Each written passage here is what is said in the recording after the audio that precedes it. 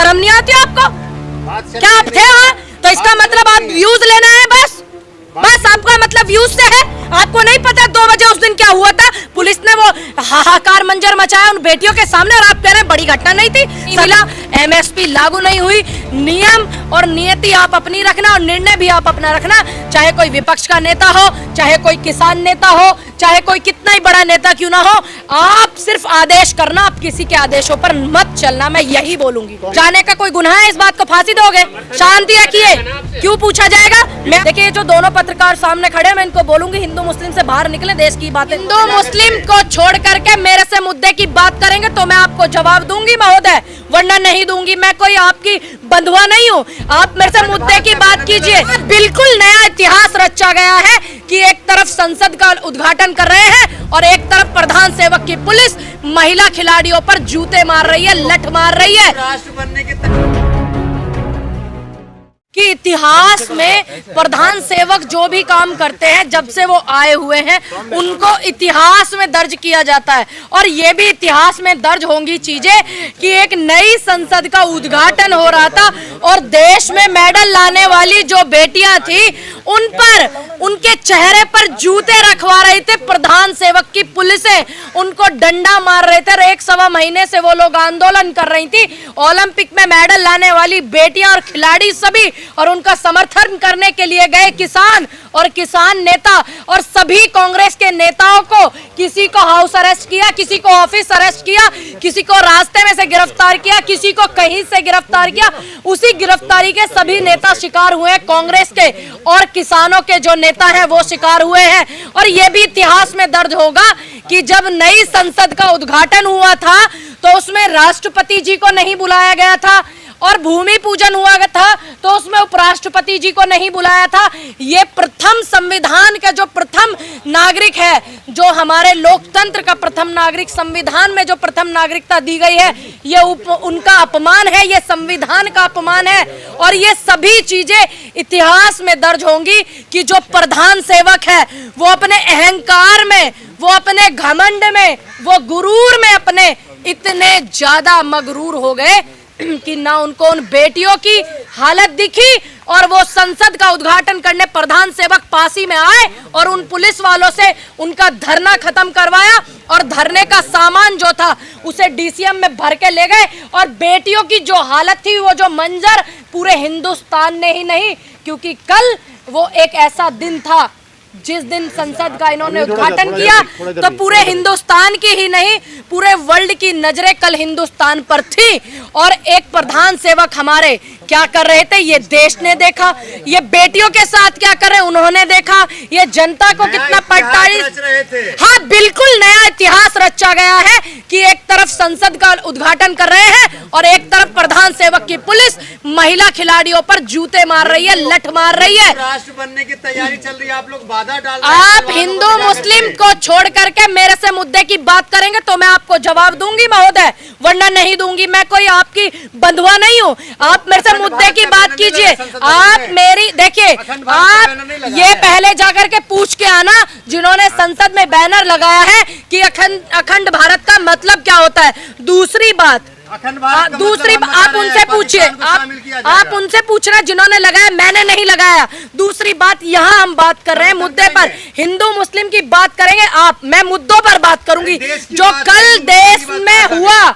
आप वो बात कीजिए, बेरोजगारी पर मेरे से बात कीजिए, शिक्षा पर मेरे से बात कीजिए, स्वास्थ्य सुविधाओं पर मेरे से बात कीजिए। और सबसे बुरा नजारा जो था कल संसद का, शायद आप लोगों ने देखा हो, आप लोगों ने शायद देखा हो कि जितने इनकी पार्टी में मुलजिम हैं, यानी कि ब्रजभूषण हो या फिर आशीष मिश्रा का पिता हो टैनी मिश्रा, सभी को इन्होंने संसद में बुलाया, लेकिन राष्ट्रपति जी को नहीं बुलाया। और आपने देखा उनको प्रधान सेवक को, सुनिए, प्रधान सेवक को दंडवत होते हुए पूरे वर्ल्ड ने देखा। किस चीज के सामने वो बोलने दो यार, पहले क्या मैं बोल लूं कुछ?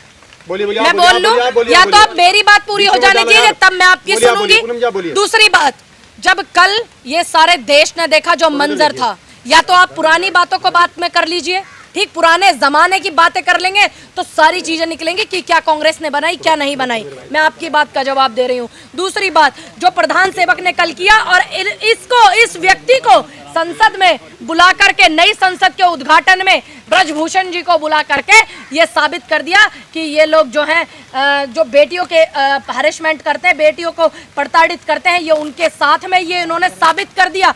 दूसरी बात, इन्होंने साबित कर दिया कि ये दंडवत हो रहे थे सगरोल के सामने। तो नार्को टेस्ट राजतंत्र का प्रतीक होता है, ये सबको पता है। और इन्होंने, इनकी मंशाएं क्या है, इनकी जो अंदर मन में चलता है कि इनका चित्र और चरित्र और इनका दिमाग, इनका संगीन दिमाग, ये क्या करना चाहते हैं जनता के साथ में, इन्होंने दंडवत प्रणाम करके देश के प्रधान सेवक ने बता दिया है। पूनम जी, क्या लगता है धरना खत्म हो जाएगा?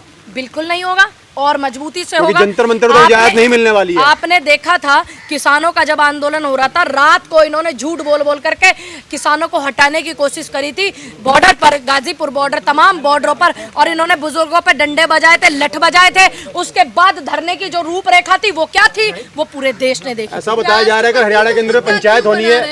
राष्ट्रपति, सुनिए, उनको बेशक आपत्ति नहीं है, वो हमारे देश की राष्ट्रपति है, हमारे देश की है, उनका अपना बेशक नहीं है, लेकिन जनता जो है, जनता का हक बनता है, और खास करके जनता की आवाज उठाने वाले लोगों का हक बनता है, और उससे भी ज्यादा विपक्ष का भी हक बनता है कि अगर किसी भी संविधान के पद का अपमान होता है तो वो संविधान का अपमान है, और वो संविधान का अपमान जो है, हमें इस बात से तकलीफ है। क्या दिल्ली के बॉर्डर दोबारा से बंद होंगे? बिल्कुल बंद होंगे, क्योंकि कल पंचायत भी होना है हरियाणा के अंदर में। बिल्कुल होगा। और मैं कहना चाहूंगी उन बेटियों से भी, मैं उस दिन गई थी जंतर मंतर पर, मैं उस दिन भी वहीं पे यही कह करके आई थी कि आप भूलना मत इस बात को कि किसान आंदोलन को किस तरह से स्थगित करा दिया गया था। 700 किसानों की शहादतें हुई, अभी तक उनको शहीदी का दर्जा नहीं मिला, MSP लागू नहीं हुई।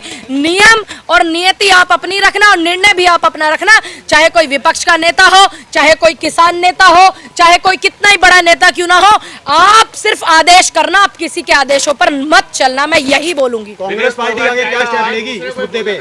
इस मुद्दे पर आपको पता नहीं है, कांग्रेस के सभी नेताओं को अरेस्ट किया गया। जब दिल्ली पे, हम लोग दिल्ली पे आ रहे थे, दिल्ली में जंतर मंतर पे आ रहे थे, किसी को हाउस अरेस्ट, किसी को ऑफिस अरेस्ट, किसी को सड़क पर अरेस्ट, किसी को सड़क पर बैरिकेड लगा दिया गया, सभी को। और महिला कांग्रेस ने भी बहुत ज्यादा जोर लगाया था, ऐसा नहीं है। तो हम लोग, आपकी बात पूरी हो गई है? आपकी हो गई। बागेश्वर धाम ने कहा कि पाकिस्तान को भी हिंदू राष्ट्र बनाएंगे। देखिए, आप उनके, ये उनका सवाल है, उनसे जवाब लेना। क्या मैं उनके जैसी दिखती हूँ? नहीं ना।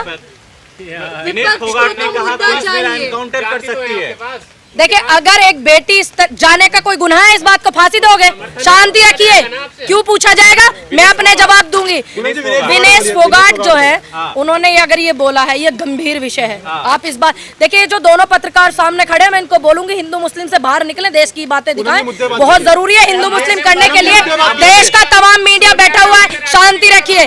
दूसरी बात, विनेश फोगाट अगर इस बात को कह रही है तो इस बात को आप हंसी मजाक में मत लीजिए, बहुत गंभीर विषय है, इसको गंभीरता से लीजिए। पुलिस वाले पीछा कर रहे हैं उनका, पीछा भी कर रहे हैं। मैंने वो भी तस्वीर देखी कि जूता रखा हुआ है साक्षी मलिक के यहाँ पर, और उसको भींचा गया और उसको किस तरीके से प्रताड़ित किया गया, सब देख रही हूँ, आप लोग भी देख रहे हैं। दूसरी बात, इस बात को आप गंभीर विषय समझिए, क्योंकि एक देश की वो बेटी जिसको ये कहते थे कि विनेश तू तो मेरे घर की बेटी है, तू तो मेरे परिवार की बेटी है, आज उसी बेटी पर प्रधान सेवक अपनी पुलिस से डंडे बजवा रहे हैं और उद्घाटन कर रहे हैं, और ये बता रहे हैं कि राजतंत्र का प्रतीक को लेकर उसके सामने दंडवत हो रहे हैं। ये बहुत गंभीर विषय है, आप इस विषय के बारे में सोचिए। पूनम जी, कई धाराओं में एफआईआर दर्ज हुई है। पूनम जी रहेंगे पहलवानों के समर्थन में, पूनम जी, कहां चले गए? नहीं, सब लोग जो है, एक ही कल की बात है। अब हम कोई भी आंदोलन अगर करते हैं तो उसकी नीति बनानी बहुत ज़रूरी होती है, क्योंकि सभ्यता से, शांति से, अहिंसा से आंदोलन चलते हैं। तो किसान संगठनों में, किसान लोगों में, बेटियों में, खिलाड़ियों में, विपक्ष में, सब जो है अपने अपने हिसाब से नीतियां बना रहे हैं। आंदोलन होगा, फिर से होगा। कह रहा था कल ही का दिन मिला था आप लोगों को प्रदर्शन करने के लिए। देखिए, सत्ता पक्ष की छोड़ दीजिए, क्या सत्ता पक्ष को कल का ही दिन मिला था कि सावरकर के जन्मदिन पर उद्घाटन करते हैं? क्या उनको कल का ही दिन मिला था? अब उनको बेटियों को पता था कि आज प्रधानमंत्री उद्घाटन करने आ रहे हैं, तो तो फिर आज ही हमारा उनसे मुलाकात हो जाएगा। और किस तरह से तिरंगे को लेकर के वो बेटियां चल रही थी और तिरंगे को ये प्रधान सेवक की जो पुलिस है किस तरीके से नीचे गिरा रही थी, ये भी आप देखिए। कई धाराओं में एफआईआर दर्ज हुई है उनके ऊपर जी, कई धाराओं में एफआईआर दर्ज की गई है उन पहलवानों पर। हाँ जी, क्यों? अगर देश की बेटी मार्च निकाल रही है, कोई मार्च निकाल रही है, तो क्यों नहीं? क्या दिक्कत क्या है? क्या लोकतंत्र है? लोकतंत्र है देश में? या मैं इसको ये मान लूं कि अघोषित आपातकाल, क्या मैं मान लूं इसको? अगर इस लोकतंत्र में है तो सबको अपनी आवाज उठाने का अधिकार है। था कि संसद भवन का उद्घाटन हो रहा है, पूरी दुनिया में बदनामी किया जाए देश का, आप लोग वही कर रहे हैं। अब उनका क्या मकसद था कि वो बेटियों से डंडे बजवा रहे हैं, बेटियों में डंडे बजवा रहे हैं अपनी पुलिस से, बेटियां धरने पर बैठी हैं उनको प्रताड़ित करवा रहे हैं, कभी उनके धक्का लगाते हैं उनके पुलिस के लोग, कभी कुछ करते हैं। उनका क्या मनसा था? आप अगर उनके प्रवक्ता हैं तो मुझे बताइए क्या मनसा थी? क्यों बजाया नहीं? आपने देखा नहीं रात को? क्यों रात को नहीं देखा आपने? जिस दिन बारिश पड़ी थी तो उनको जो है फट्टे देने के लिए आए थे कि तख्तों पे सो जाएंगी बेटियां। आपको पता नहीं है रात को डंडे बजाए थे उस दिन भी? आपको नहीं पता इस बात का? तो इसका मतलब कितनी बड़ी घटना थी वो, पूरे देश ने देखी। रात को 2 बजे पुलिस ने वो हाहाकार मंजर मचाया उन बेटियों के सामने और आप कह रहे हैं बड़ी घटना नहीं थी? शर्म नहीं आती आपको? क्या आप थे वहां? तो इसका मतलब आप व्यूज लेना है बस आपका मतलब व्यूज से है? आपको नहीं पता 2 बजे उस दिन क्या हुआ था? पूरे देश ने देखा था, देश के तमाम 19 पक्ष पत्रकारों ने हर आवाज को उठाया था बेटियों की। आप नहीं थे वहां पर? बैरिकेड तोड़ने की क्या जरूरत थी ये कह रहे हैं। बैरिकेड लगाने की जरूरत क्या थी? क्या जरूरत थी? अगर बेटियां मार्च निकालना चाह रही हैं, लोकतंत्र देश है ये, संविधान है, इसमें परमिशन, अगर कोई परमिशन इनसे मांगता है, ये तो कहीं पंचायत करने की परमिशन नहीं दे रहे, विपक्ष को नहीं दे रहे, किसान नेताओं को नहीं दे रहे, किसानों को नहीं दे रहे, पहलवानों को नहीं दे रहे परमिशन। क्यों? ये अघोषित आपातकाल है क्या देश में? किसको कहते हैं अघोषित आपातकाल किसे कहते हैं? आप ही मुझे बताइए, आप मुझे बताइए। हम परमिशन मांगेंगे तो हम जगह देंगे। क्यों नहीं दी थी? उस दिन भी जगह दी थी ना, जब रात को 2 बजे पुलिस लठ बजा रही थी और एक महिला पहलवान के सीने पर धक्का मार के गिरा रही थी, उस दिन भी परमिशन थी।